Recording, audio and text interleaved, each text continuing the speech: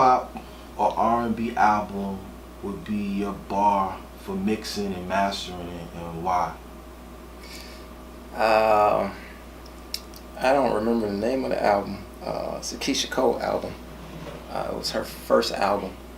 I literally use it for referencing and mixing. It's actually in here in the studio. But the reason I use it is because of the quality of the mixes and the masters, the depth, the imagery. And it has a variation going from R&B to hip hop. So it has rap vocals on it and R&B style vocals, and then a little bit of mix of pop. Okay. All right. Who was your first major label client session? That's a hard one. I've been in the music business since 1993.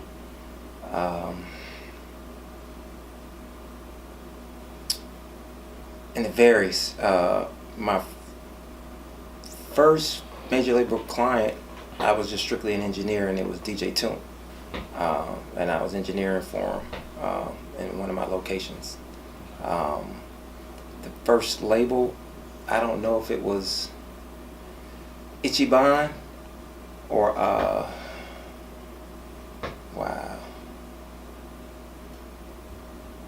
that's so long ago. I got to think about it.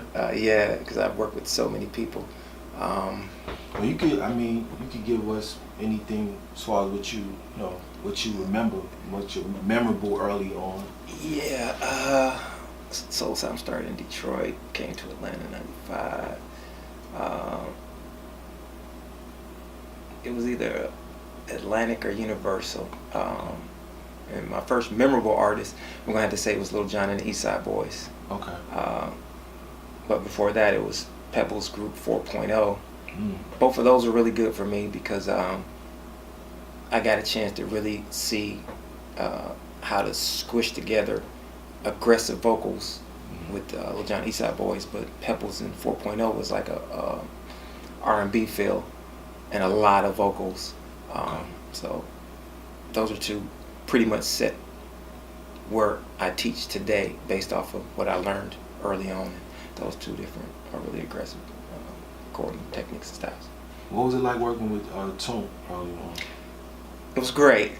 I was just strictly an engineer, and I'll just be honest, I had a little production partner who he did the producing, I did the engineering. And it didn't go well because we had opposite work ethics. Okay. And Toomp taught me how to produce.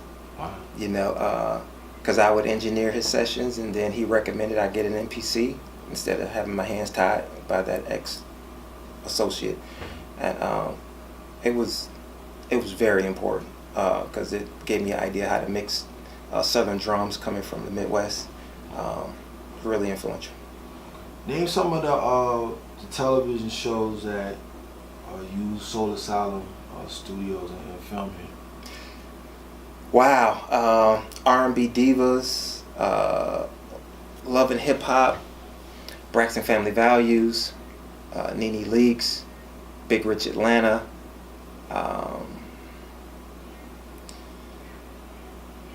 couple on the We channel. Pretty much almost all that came through Atlanta, they utilized different sections of the castle, from our record studio to our photography studio to our event space to our dance rehearsal space to the private penthouse for interviews.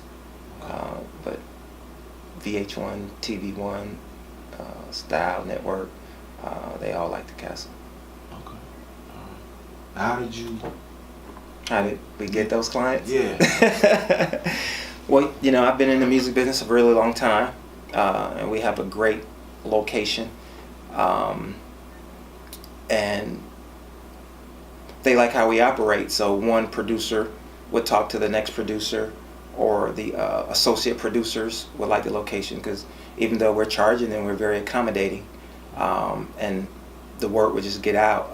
The way the facility was built, we wanted every inch to create or to give a vibe or a feel, so it just looks good on camera. What major label client has been the most challenging to mix? None. I mean, every song is technically hard if you specialize in mixing, because you want it to be your best work. Having mixed for so long, it's just a matter of each client knowing what they want, or if they have complete control, or if the label is wanting what we call a cookie cut mix. You know, it happens every once in a while. They want it to sound like this because this is the sound of now.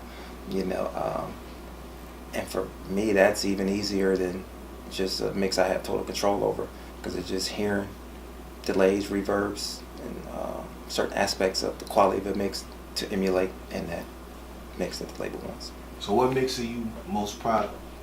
All of them. Okay. And I have to be honest, I'm more proud of independents than the majors, because majors is just work. Indies is something that's nurtured, and you have to influence them and, you know, lead them down a direction, because they just want it loud or this or that, you know, but actually shaping a record for them and cutting out some things that just doesn't need to be there.